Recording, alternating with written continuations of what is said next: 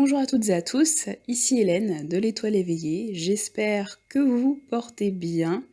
Je vous retrouve aujourd'hui pour parler de la nouvelle lune en Verseau qui aura lieu le samedi 21 janvier 2023 à 21h54 heure de Paris. Pour rappel, une nouvelle lune, c'est toujours le début d'un tout nouveau cycle lunaire, et en astrologie, ça se traduit par la conjonction exacte entre la lune et le soleil sur le même degré, donc ici à 1 degré dans le signe du Verseau. À savoir aussi qu'une nouvelle lune, c'est le moment idéal pour émettre des vœux et initier un nouveau départ. On va s'intéresser maintenant au signe du Verseau. Alors, le Verseau, déjà, ce qu'il faut savoir, c'est que c'est un signe d'air à mode fixe, puisqu'il est en plein milieu de l'hiver, qui est gouverné par la planète Uranus, mais qui était auparavant, avant la découverte d'Uranus, gouverné par la planète Saturne. Donc Uranus, aussi, ce qui est intéressant à savoir, un petit aparté, c'est que cette planète a été découverte quelques années seulement avant la Révolution française, et c'est notamment à cause ou grâce à cet événement, si on peut dire, que Uranus a cette signification de révolte, de révolution, de changement, etc. Et ça va être très intéressant parce que Uranus redevient direct après 5 mois de rétrogradation, quelques heures seulement après cette nouvelle lune. Donc ça va avoir une signification particulière dont on va parler un petit peu plus tard. Mais parenthèse fermée, maintenant on va vraiment voir un petit peu les caractéristiques du Verseau. Une des premières choses que l'on peut dire sur ce signe, c'est qu'il est évidemment très ouvert d'esprit. C'est un signe curieux, créatif, inventif, presque dans ce côté, j'allais dire, un peu ingénieur, scientifique, qui a cet esprit visionnaire qui arrive à voir très loin, le côté un peu futuriste aussi. Il a plutôt le contact facile, il communique bien, c'est quand même un signe d'air, il faut le rappeler. Aussi une intelligence très vive, voire un petit peu électrique, j'allais dire, qui peut avoir un intérêt pour tout ce qui est nouvelles technologies, donc même aussi tout ce qui a trait à la science-fiction, éventuellement, bon c'est pas forcément pour tout le monde, mais voilà, ça peut. Donc comme je l'ai dit, un esprit assez inventif, aussi très... ce qui vaut bien quand même se mettre en tête avec le Verseau, c'est que c'est un signe très idéaliste, profondément, j'allais dire fraternel, qui a cet esprit en fait de réunir tout le monde, on va dire, que tout le monde soit traité de la même façon, que tout le monde soit à égalité, qu'il n'y ait personne qui soit au-dessus ou en dessous de quelqu'un d'autre. Donc ce côté très humaniste, altruiste, qui a aussi son petit caractère, il faut bien le dire, mais qui revendique aussi une certaine autonomie, une certaine indépendance, et voilà, qui peut aussi cultiver une certaine forme d'originalité, ce petit côté un petit peu, j'allais dire, avant-gardiste, et surtout qui peut se battre, qui peut être extrêmement déterminé pour une cause qui lui semble juste. Il peut avoir aussi ce rôle de guide qui va orienter un collectif en particulier. Dans ses parts les plus sombres, le Verseau, c'est un signe qui peut être rebelle à l'extrême. Quelqu'un qui va être insatisfait, mais de manière chronique, qui sera toujours dans la contestation, alors le refus total de l'autorité, oui, alors même une autorité, j'allais dire, bienveillante, qui n'est pas dans l'abus, ça peut le mettre même de travers, juste parce que, voilà, il a ce côté toujours revanchard, toujours un petit peu aussi à se faire remarquer, mine de rien, en tout cas dans ce côté ombrageux, j'allais dire, c'est presque un petit peu comme le lion, donc sauf que le lion, c'est pas pour... comment dire, c'est pas juste pour dire je suis différent, c'est voilà, c'est juste pour affirmer moi, voilà, t'as vu comment je suis le plus beau, etc. Bon, là c'est un petit peu le cliché, évidemment, mais avec son côté, j'allais dire, original, marginal, presque à l'extrême, le Verseau déséquilibré, il va être dans cet excès, et vouloir, en fait, au fond, finalement, se faire remarquer, même si, de base, c'est pas du tout son but, et c'est pas du tout sa manière de fonctionner. Ça peut être aussi forcément, vu que c'est un signe fixe, hein, personnalité qui a du mal à se remettre en question, qui va penser qu'elle a toujours raison aussi un petit peu, il peut y avoir ce côté-là et oui voilà, enfin c'est quelqu'un qui peut être très entêté, qui a une personnalité aussi instable avec l'énergie d'Uranus, qui peut avoir du mal aussi à s'engager, qui va fuir un petit peu, bah, c'est un signe d'air, hein, donc dans les mauvais côtés, les signes d'air, ils ont tendance effectivement à fuir, à pas vouloir s'engager, à s'investir dans quelque chose et donc cultiver aussi ce côté un petit peu, bah, immature, irresponsable. Donc voilà, encore une fois, je le rappelle, pour chaque signe, il y a, toujours cette part, d'ombre et cette part de lumière. On va s'intéresser maintenant au degré sabian de cette nouvelle lune à 1 degré dans le signe du Verseau et on a un orage inattendu. Ici, l'image, elle est assez claire, hein, on parle d'un événement imprévu, de quelque chose de soudain qui n'est pas programmé, qui va un petit peu tomber sur le coin de la tête sans prévenir. Et c'est un événement qui peut paraître au premier abord destructeur, brusque, bouleversant, tout ce que vous voulez, mais qui, en réalité, derrière, a un effet libérateur. C'est comme, bah, du coup, l'image, c'est vrai que l'image de l'orage parle très bien, beaucoup de chaleur, et d'un coup, paf, bah, ça pète, et l'air, après, est beaucoup plus respirable, hein. Il y a une espèce de purification de l'air, après. Donc là, ça se traduit de cette façon-là, par des événements, effectivement, qui peuvent être bouleversants dans un premier temps, mais qui mènent plutôt à quelque chose de plus serein, hein, par la suite. Ça peut se traduire aussi, comment dire? Par, alors peut-être au niveau, j'allais dire, au niveau, plus concret dans la vie de tous les jours, peut-être par des pannes matérielles, d'électricité. Ça peut également être des pertes de contrôle, je pense avec l'orage, parce que c'est vrai qu'il y a ce côté un petit peu soudain effectivement qui sort un peu de nulle part. Ça peut éventuellement être des conflits, des disputes, une certaine forme d'instabilité au niveau émotionnel aussi, hein. En plus positif, ça peut être tout simplement des éclairs de génie, hein, des solutions, qui nous apparaissent évidentes aujourd'hui, mais qu'on ne voyait pas, jusqu'ici. Beaucoup d'intuition, d'inspiration, après un événement en particulier, mais en tout cas, ce qu'il faudra bien se rappeler, c'est que c'est quelque chose d'éphémère, hein. Donc de pas paniquer, respirer et toujours agir, comme bon, vous semble, hein, de manière juste. Lors de cette nouvelle lune, nous serons évidemment dans des énergies très Verseau, hein, parce que cette nouvelle lune se déroule dans ce signe, mais aussi car Uranus, la planète maîtresse des Verseaux, hein, celle qu'on a vue du coup juste avant, sera sur le point de redevenir directe, terminant sa rétrogradation quelques heures seulement après cette nouvelle lune. Donc un vent de liberté va souffler de nouveau et on aura cette envie de changer d'environnement, de façon de faire, d'être, etc. Il y aura cette énergie électrique dans l'air, en quelque sorte, hein, c'est ce qu'on a vu avec le degré Sabian. Et peut-être que pour certains, il y aura aussi ce côté instable où on aura du mal à se poser et à réfléchir calmement. Dans tous les cas, on sera poussé à bouger ou à changer quelque chose. Et ce n'est pas l'astéroïde Cloto, conjoint à la nouvelle lune en Verseau, qui nous dira le contraire. Cloto, dans la mythologie grecque, c'est une des 3 moires, une des sœurs du destin, celle qui tisse le fil de la vie, qui est l'initiatrice de la vie, hein, si on peut dire.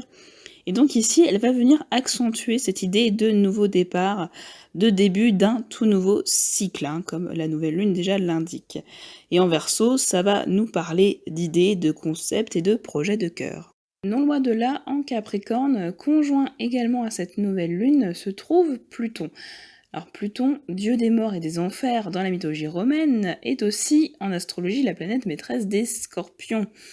Et il est là pour pointer les dysfonctionnements de l'ego, hein, avec la conjonction au soleil, et mettre le doigt sur ce qui nous insécurise avec la conjonction à la lune. Il va donc nous permettre d'en prendre conscience, de nous remettre en question, et évidemment d'entamer un travail de purification. Ça pourrait être un petit peu désagréable parce qu'il va vraiment venir nous titiller sur des sujets sensibles, venir nous nous secouer en quelque sorte, si on peut dire, pour nous permettre de nous transformer en profondeur. Mais ça, on l'a déjà deviné en partie avec l'orage inattendu, le degré sabiant de cette nouvelle lune. Ce qui va profondément nous bousculer, c'est la lune noire récemment entrée dans le signe du lion, qui se retrouve donc en opposition exacte à la nouvelle lune en Verseau, mais aussi à Cloto et à Pluton. Alors, inutile de dire ici que cela va bien nous remuer. Surtout que la lune noire en Lion, elle va nous parler de manque ou d'excès de confiance, d'estime de soi, aussi d'une certaine exigence à être reconnu, admiré, validé pour ce qu'on est. Parce que la lune noire, c'est un point fictif dans le ciel, et elle va avoir aussi une dimension karmique, pointer nos peurs les plus ancrées, mais aussi nos désirs inavouables, nos tabous, et elle parle aussi de vengeance et de rébellion. Ce qu'il faut savoir, c'est que le lion est gouverné par le soleil. Le soleil, c'est le symbole de l'ego, de la personnalité, de notre part masculine, la polarité yang. C'est aussi la façon dont on habite le monde et comment nous y prenons notre place. Et là, il se trouve que le soleil est actuellement en Verseau. Ça ne vous aura normalement pas échappé si tout va bien. Et il est donc opposé à son signe dit en domicile et est alors en exil.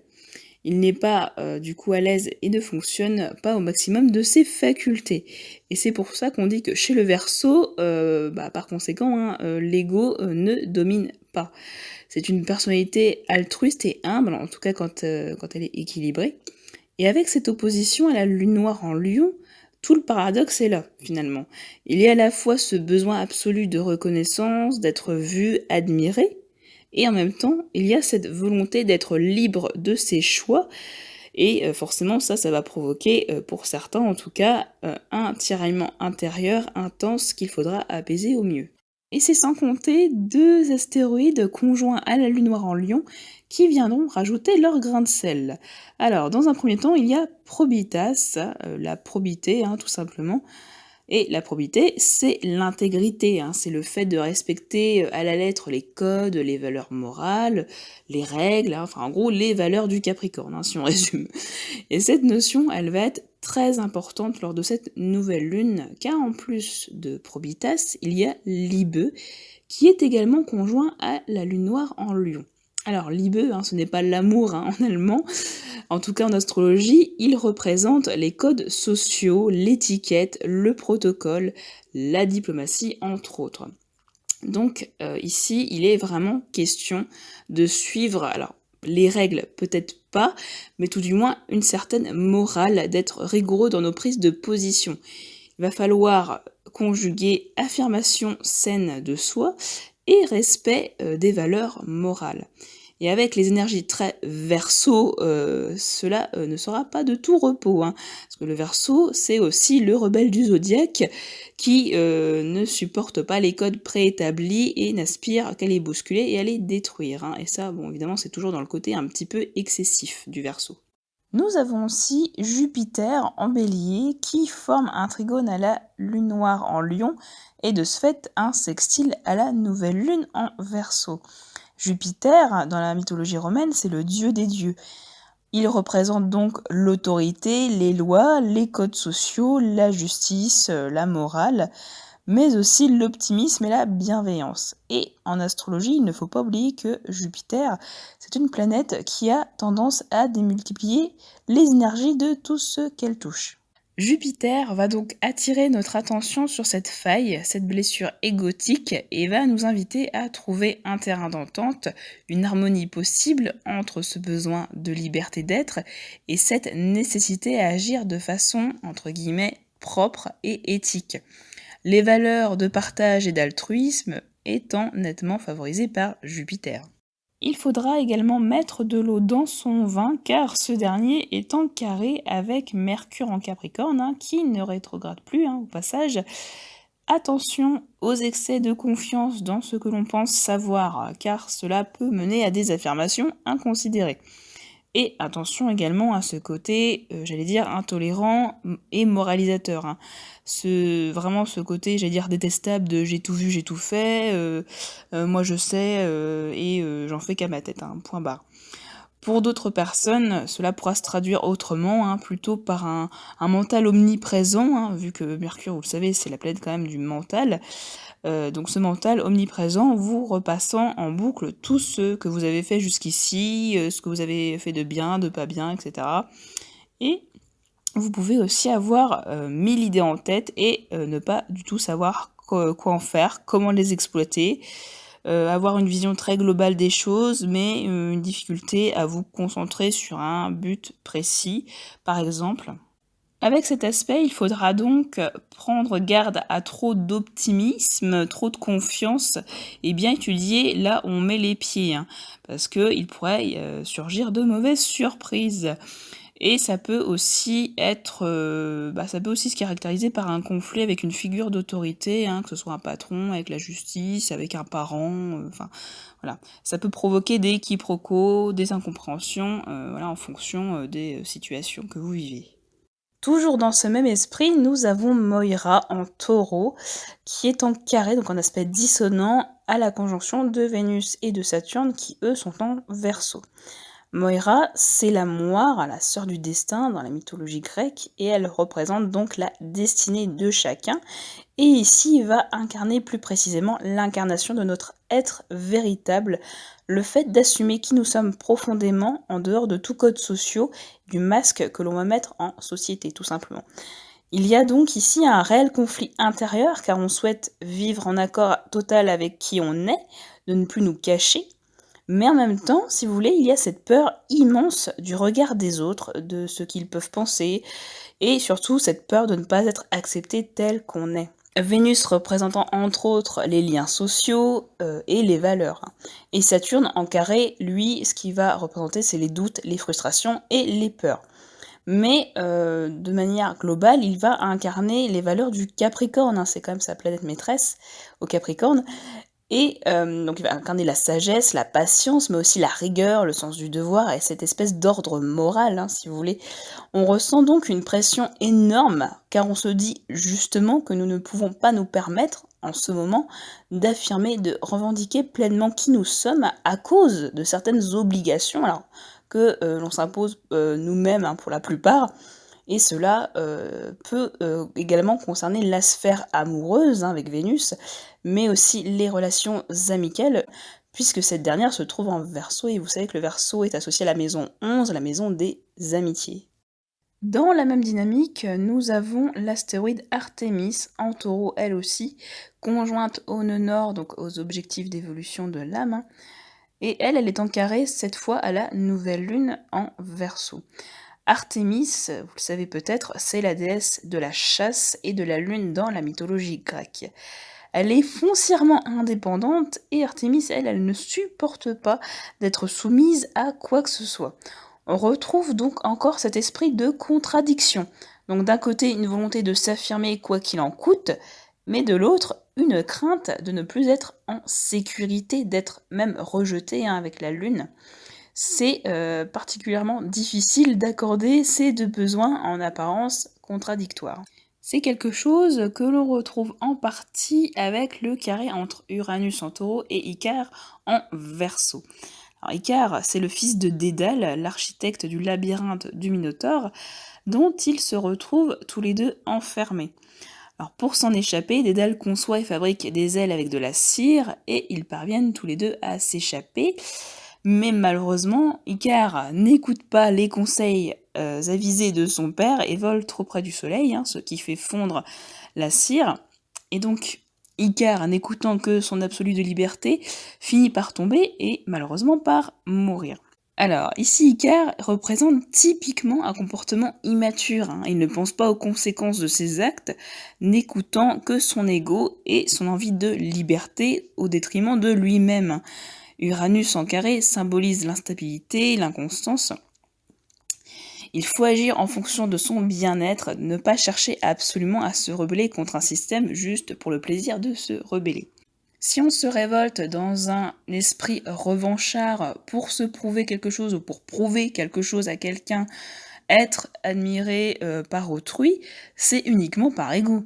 Alors tandis que si c'est quelque chose vraiment que vous ressentez au fond de vous-même comme un appel, pour vous lancer dans telle ou telle entreprise, là c'est le cœur qui parle et c'est finalement, vous l'aurez compris, beaucoup plus sain. Cela incarne parfaitement les valeurs du Verseau équilibré. Il faut donc ressentir vraiment que ce que vous faites est juste et aligné avec votre cœur tout simplement. Le signe le plus touché par cette nouvelle lune, vous vous en doutez normalement, ce sera le Verseau, surtout au niveau du premier décan, hein. Le Lion aussi, évidemment, parce qu'il est en opposition directe à la nouvelle lune en Verseau. Lui, ce sera plus, on va dire, une question de rééquilibrage, d'équilibrer deux énergies contradictoires. Alors que pour les deux signes qui seront en carré à cette nouvelle lune, donc les taureaux et les scorpions, hein, eux, ce sera vraiment quelque chose d'un peu plus compliqué, j'allais dire, à surmonter. Il va falloir faire preuve un petit peu de combativité, de persévérance, mais pas d'entêtement non plus, hein. Ça c'est quelque chose, c'est quand même des signes fixes, hein, donc forcément il y a cette idée-là derrière, essayer de s'assouplir un peu. Donc toujours pareil, ce sera surtout les premiers décans qui seront concernés. Et je le rappelle, si vous avez toujours pareil des axes, des planètes qui tombent aux alentours du premier degré du Verseau, du Lion, du Taureau, du Scorpion, forcément vous allez le sentir passer d'une manière ou d'une autre. Mais il y a des signes pour lesquels ça se passera plutôt bien, hein, les deux autres signes d'air, déjà qui sont en trigone à la nouvelle lune en Verseau, c'est-à-dire les Gémeaux et les Balances. Et ça se passera plutôt bien aussi pour les signes de feu Bélier et Sagittaire, puisqu'ils sont tous les deux sextiles à la nouvelle lune. Et je le rappelle encore et encore, ça sera surtout par rapport au premier décan. Donc, n'oubliez pas, en tout cas si vous le souhaitez, de regarder dans quelle maison de votre thème natal tombe le premier degré du Verseau, parce que si ça tombe en maison 1, maison 4, maison 7, maison 11 par exemple, ça n'aura pas du tout la même signification. On l'a vu, cette nouvelle lune en Verseau ne sera pas de tout repos. Nous pourrons être torturés, hein, entre guillemets, entre l'envie et le besoin d'affirmation de soi et entre cette nécessité de respecter les codes, de porter un masque pour continuer à être bien vu par l'extérieur. Certains n'écouteront que leur ego blessé, n'en feront qu'à leur tête et en subiront les conséquences de façon inattendue, si je puis dire. C'est ce qu'on a vu un petit peu aussi avec le degré Sabian, ce fameux orage. Alors que d'autres, ressentant trop de pression ou d'oppression, n'oseront pas assumer qui ils sont, ce qu'ils ont choisi d'être, et préféreront rester dans un environnement qu'ils imaginent sécurisant et qui en réalité est surtout très enfermant. Avec la fin des rétrogradations d'Uranus et de Mars, nous serons poussés à agir. Je l'ai pas dit, mais c'est vrai qu'il y a aussi un trigone entre la nouvelle lune et Mars qui va nous donner cette belle énergie, va nous pousser à l'action et va nous motiver. Donc on sera aussi poussé à nous exprimer. Encore une fois, je ne l'ai pas précisé, mais il y a aussi un très beau trigone entre Mercure qui est en Capricorne et le nœud nord qui est en Taureau. Ça va nous pousser à libérer la parole et à nous exprimer. Dans tous les cas, on sera poussé à changer ce qu'il y a à changer, tout simplement, en gardant bien à l'esprit que tout révolutionner dans l'unique but de prouver quelque chose aux autres, de se prouver quelque chose à soi d'ailleurs aussi, pour imposer sans mesure sa façon de faire, sa façon d'être, cela ne fonctionnera pas. Mais si au contraire, on l'a dit, vous ressentez au fond de vous-même qu'entreprendre une action est ce qu'il y a de meilleur pour votre âme, de plus juste, là tout ira bien normalement, hein.